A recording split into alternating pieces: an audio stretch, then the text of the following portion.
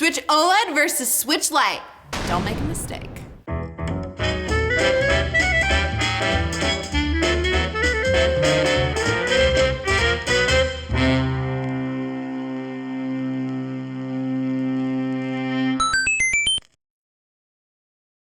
Alright, so the big question on the top of everybody's minds is which Switch is right for me? There are 3 different Switches. I did a Switch OLED versus regular Switch comparison in a previous video, which I will link here. But today we're going to compare the Lite versus the OLED. If you're like, dang, I really wish I would have ordered a Switch OLED, don't worry, because we're actually giving a white Nintendo Switch OLED away for free. Check out the link in my description for more details. Let's start off with some visual comparisons. As you can see immediately, the screen colors are a lot different. It's so much brighter on the OLED versus the Lite. The Lite by itself, you really don't notice it that much, but when you have the both together, it just makes the Lite look so dim. And this is on full brightness right now. Another immediate visual comparison you have is the Switch Lite comes in a lot of fun colors, and it actually is incorporated within the whole device. Like all of this is yellow versus the white version of the OLED, just really the Joy-Cons are white. Another obvious one that goes into the namesake is that the Lite is a lot lighter than the OLED. The OLED is still easy for travel, but definitely heavier than the Lite. Another easy visual comparison is again that infamous kickstand on the back of the OLED. Ooh, so beautiful, so smooth, so many angles. Versus the Lite, which just has nothing, it just has a back. The Switch Lite also has a D-pad on the right side versus the OLED that just has buttons and does not have a D-pad on the device at all. Because of the smaller size of the Switch Lite, a lot of people have said that it fits in their hands more comfortably. I think it just depends on the person, but this is kind of what a hand grip looks like on the Lite. Versus an OLED, definitely a lot wider, but again, you can take your Joy-Cons off pretty easily to play with them to bring them closer to you. The Nintendo Switch OLED has their SD card slot underneath, right over here, versus a Switch Lite who actually has it on the bottom. Another visual difference that was actually pointed out to me by my friend Austin Evans is this sound that you can get from moving your Joy-Cons. It's a little bit loose here versus a Lite where you have absolutely none of that because it is one solid piece. All right, so now that we've gone over all of the visual differences, let's take a look on the inside and look at what the hardware differences are. So the Switch Lite costs $199 and has only one mode to it, which is the handheld mode. There is no tabletop mode, and you also cannot connect it to your television. It will also not work in any Switch dock. If you try to put it in, it will not connect in any way. This is the cheapest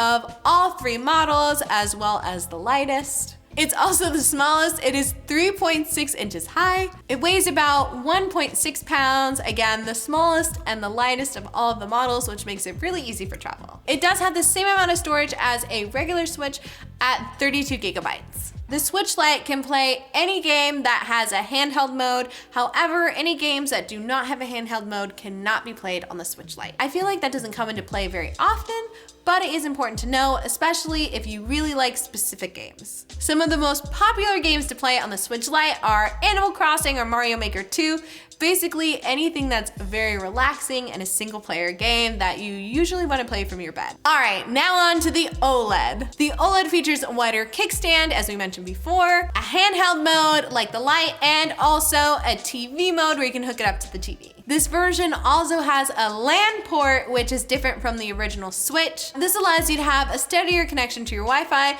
which is great if you're a Kingdom Hearts fan and are about to play all those games off the cloud. With the Joy-Cons attached, it is 4 inches high, 9.5 inches long, and 0.55 inches deep. This is approximately 0.93 pounds, so again, a little bit heavier than the Switch Lite.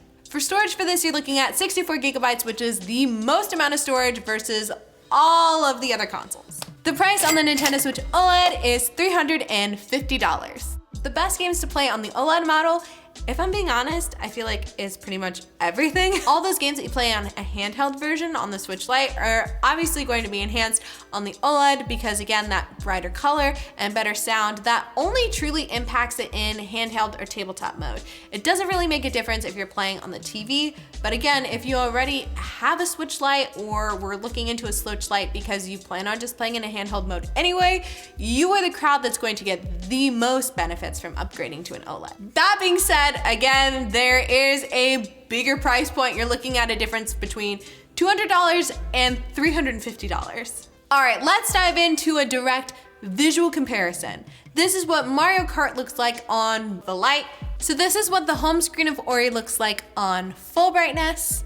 Here's what the tile screen of Astral Chain looks like on the OLED with full brightness. Here's what the home screen of Astral Chain looks like on the Switch Lite with full brightness. I feel like I should also point out the text looks so small on the Switch Lite for Ori. Like I can barely read this off in the corner, which was very easy to read on the OLED.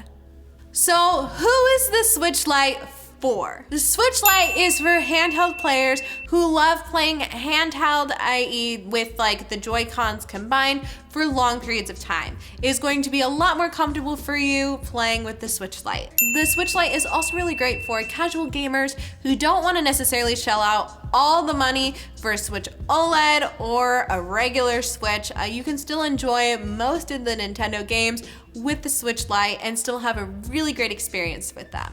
It's also great for people who play a lot of single player games.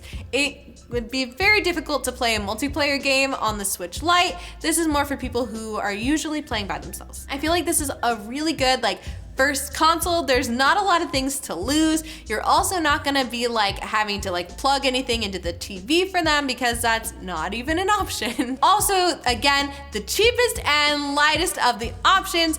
So if anything does happen, which I feel like is inevitable with children, it won't be as big of a loss as losing a $350 console. For our long-term gamers, the battery life on the Switch Lite is 3 to 7 hours versus the Switch OLED, which is 4.5 to 9 hours. I also think the Switch Lite would be a really great console for the elderly as well, because you don't have anything that you need to plug into the TV for them. It's pretty simple to understand and it's really light. It won't get heavy for them after playing for a long period of time. And honestly, there are a lot of people that are just of a normal age that really love the Switch Lite. It's a really great option if you just like to cuddle in bed and play games. In my personal opinion, I feel like the OLED does everything the Switch Lite does, but more superior. However, I do know there are people who are very loyal to the Switch Lite and love their Lite. All right, so who is the Switch OLED for? Everyone! I feel like the OLED is the superior version of the Switch. I feel like I'm saying that a lot, but it's because I believe it. Again, if you like playing either handheld or with Joy-Cons, I feel like this is a really great option for you as long as it's comfortable. I know some people it's more comfortable with the small, but if it's not uncomfortable for you to have it with the bigger console, I feel like this is the perfect option. The visuals are so amazing, and I really hope that that's able to show on camera. If not, I'm also gonna post pictures on our social, which I feel like are captured pretty well there too.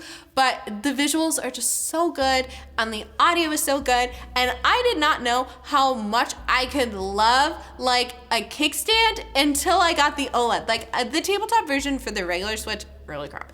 This is actually doable, and it's steady enough that you can actually prop it on your bed. I've definitely just propped it on top of my comforter on my bed and it has not fallen over.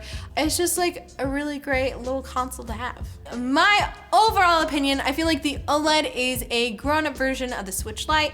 I feel like the people who are going to get the most out of the OLED are probably a lot of the same people who really like having a Switch Lite.